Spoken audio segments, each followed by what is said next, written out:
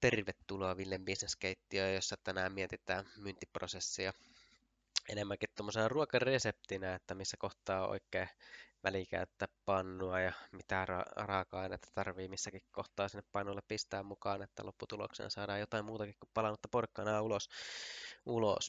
Ehkä niin kuin mielikuvana se, että jos tuntuu, että se myynnistä tulee tällä hetkellä pelkkiä palaneet porkkanoita ulos, niin kannattaa vähän miettiä sitä kokonaisuutta, että mistä palasta se rakentuu.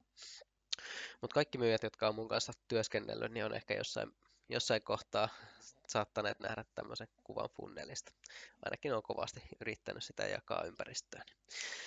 Ja tähän on niin kuin perinteinen funnelimalli noin niin kuin markkinoinnin näkökulmasta, että miten rakentuu. Markkinoinnissa käsitellään tosi paljon tätä funnelia ja oikeastaan se isoin asia, mikä tässä funnelissa tulee ymmärtää, on, että on tämä top of the funnel awareness-kohta, missä mennään. Ja jos myyjät ymmärtää sen, että mitkä organisaatiot siellä top of the funnelissa menee, niin se on se mahdollisuus oikeasti kasvattaa sitä pipelinea eteenpäin. Ja sieltä kun lähdetään liikkeelle, niin se on se resepti alkukohta, jossa sulla on kaikki työkalut ja kaikki herkut siinä pöydällä ja sitten pitäisi saada lopputulemana ulos se oikean näköinen keitos. Se on se top of the funnel. Ja sitten kun mietitään sitä, että mikä se lähtötilanne on, se awareness, onko tietoisuutta markkinassa. Ja kun mietitään tätä hommaa pikkasen taas pidemmälle, niin usein nähdään se oikeastaan se tietoisuus vaan niin kuin siltä kannalta, että tiedetään, että löytyy tietyn tyyppisiä ratkaisuja. Kaikki tietää, että niin kuin markkinointiratkaisuja on saatavilla. Kaikki tietää, että lumenkolauspalveluita saa markkinalta. Mutta se, mitä asiakkaat oikeasti kokee siellä top of the funnel kohdassa, on se, että he tiedostaa sen, että milloin he tarvitsevat sitä ratkaisua. Eli se käytännössä se tietoisuus muuttuu tiedostavaksi, että tämä on semmoinen ongelmakohta, mihin meidän pitää oikeasti saada ratkaisu.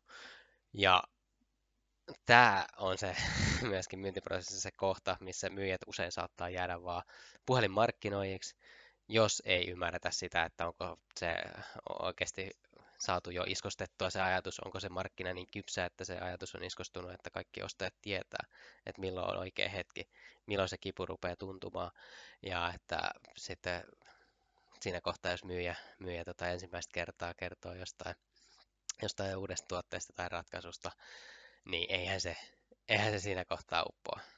Eihän se siinä kohtaa ole vielä tietoisuuden tasolle, jos se on nimenomaan ensimmäinen kerta, josta niin kuin lähdetään liikkeelle.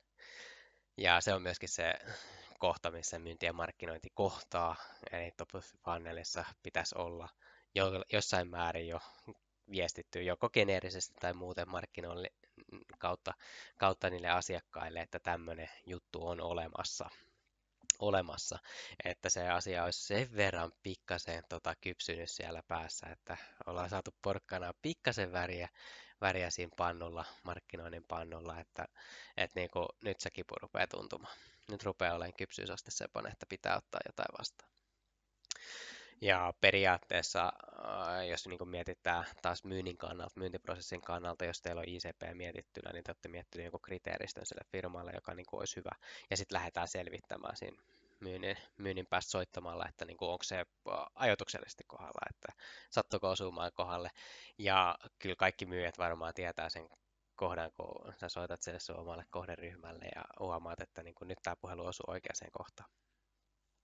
Mutta jos miettii tätä ajatusta vähän pidemmälle sitten, niin siinä näkee myöskin sen haasteen, että se kohdentaminen on tosi vaikeaa tietää, että milloin siellä on oikeasti siirrytty sinne kiputasolle, että halutaan ratkaista vaikka tiedätte ongelmia jo etukäteen, eli ollaan saatu oikeasti se konkreettia siihen pisteeseen asti, että se on tehtävälistalla. Se on siellä ostajan päässä tehtävälistalla sen verran korkealla, että siihen halutaan reagoida. Ja se on se, milloin myynti alkaa oikeasti, siinä kohtaa päästään myymään. Silloin päästään tekemään myynnillisiä toimenpiteitä, käyttämään myynnillisiä viestejä. Mutta se ajatuksen löytäminen on tosi vaikeaa ja periaatetasolla kaikki inboundina tulevat markkinointituoteille liidei, niin siinä kohtaa asiakkaat etsii aktiivisesti ratkaisua ja myyjät tietää, kuinka paljon kivempi niiden kanssa jutella on kuin taas täysin kylmän kannan. Mutta sun pitää niin kuin miettiä sitä asiakkaan käyttäytymistä ja sitä ostopolkua ja rakentaa sinne myynnin osaksi myöskin niitä palautteen keräämiskanavia, joiden kautta sä pystyt havaitsemaan ehkä semmoisia kriittisiä datapisteitä sieltä asiakkaan käyttäytymisestä, että jos kaikki sun asiakkaat kertoo, että niin kuin, kun tapahtui asia X, niin silloin havaitsimme, että me tarvitsemme ratkaisuja ja lähdimme vertaamaan palveluntarjoajia. Niin se on se hetki, milloin toimia. Ja se lähtee sieltä oikeasti, että ymmärretään sitä asiakasta, ymmärretään sitä, että miksi he on ostamassa, mihin kipuun he on ostamassa, mitkä asiat ehkä indikoi sitä, että se kipu on syntymässä.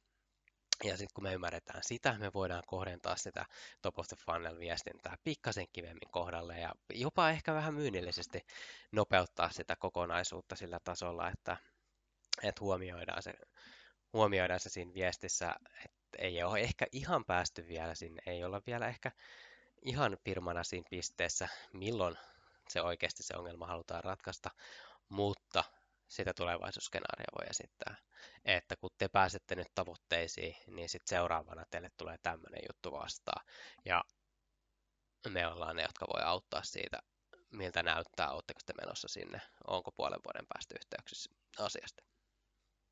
Toki ei ole täydellistä indikaattoria todennäköisesti kertomaan teille, että niin tämä on just se oikea kohta olla yhteyksissä, mutta aina niitä voi miettiä.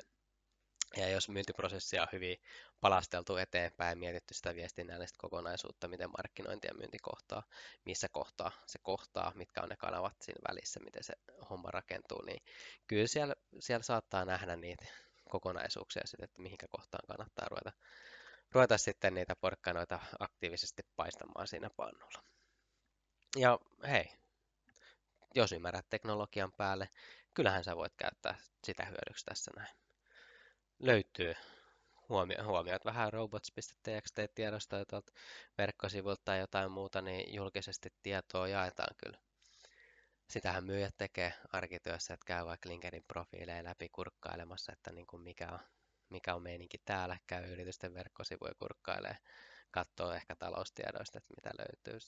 Sä voit tehdä erinäköisiä automatisaatioteknologian ratkaisuja sinne keräämään sitä tietoa, sitä prospektikantaa sulle ja yhdistämään siihen erinäköisiä työnkulkuja ja helpottamaan sitä myyjän toimintaa, että onko se oikea väli sitten, että tavallaan aktiivisen nurture-markkinoinnin jatkeena sitten tehdään tämmöisiä myynnillisiä toimenpiteitä tai muut vastaavaa, että kenen tontille sattuu menemäänkään, mutta kyllä se kannattaa tiedostaa, että aika paljon pystyy tekemään automaatiolla sitä prospektointityötä, manuaalista työtä, mitä myyjät saattaa käydä erinäköisiä indikaattoreita läpi, kun ne etsii niitä ICP-profiilin kuuluvia firmoja, niin seurannalla saattaa löytyä myöskin semmoisia firmoja, jotka ei välttämättä tulisi mieleen, ja kun implementoi ylipäätään sen asiakasymmärryksen mukaan siihen kokonaisuuteen, niin sä oot paljon pidemmällä kuin kilpailijat, jotka vaan katsoo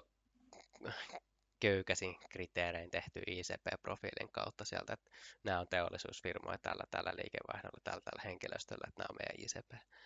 Ymmärtämättä sitä, että oikeasti milloin asiakas haluaa ostaa, miksi se haluaa silloin ostaa, voidaanko me jotenkin tulkita sitä, että milloin hän on siirtymässä siihen pisteeseen, että he haluaisi ostaa, ja sitten kun ne on siellä top of the funnelissa, niin voidaanko me varmistaa se, että he ovat aktiivisesti siirtyneet siihen vaiheeseen, että he haluavat ratkaista sen ongelman, jolloin sä pystyt tarjoamaan sitä. Tässä saadaan sitten ulos kaiken näköistä porkkanaa pannulta, mutta tämmöisiä pohdintoja tänään.